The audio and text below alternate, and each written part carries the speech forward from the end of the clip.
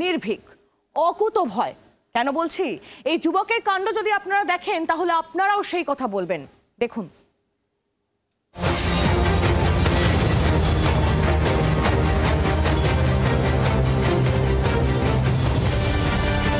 কিলবিল করছে সাপ, সবকটি জ্যান্ত, আত্মারাম খাঁচা স্থানীয়দের।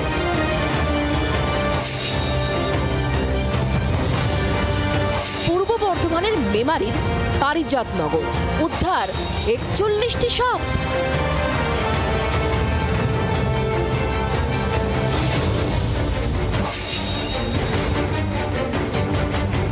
একটি বড় সাপ, বাকি ৪০টি বাচ্চা সাপ। সাপের উপদ্রবের কথা ভেবে রীতিমতো আতঙ্ক গ্রাস করেছে স্থানীয় বাসিন্দাদের। তবে বাড়াবাড়ি হওয়ার আগেই স্থানীয় একজন যুবক সাহসের সঙ্গে সাপগুলিকে উদ্ধার করে। আমি বাজার থেকে বাড়ি যাচ্ছিলাম, দেখি আমাদের গ্রামে রায়পল্লী পশ্চিম পাড়ায়, ওখানে লোকজন দেখে আমি দাঁড়ালাম, দেখি সাপ বেরিয়েছে। কী সাপ ছিল? হরচিট নাকি বলে, যাই হোক আমি তাই দেখে উদ্ধার করলাম। খালি হাতে সাপকে ধরে জারে ভরেন সজীব।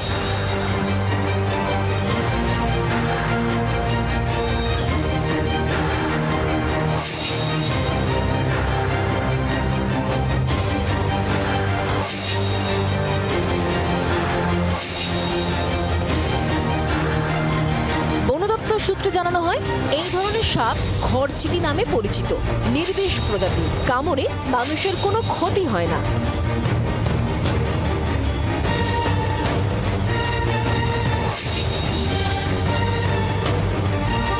অরূপ লাহা ও পার্থ চৌধুরীর রিপোর্ট, জি24 ঘন্টা।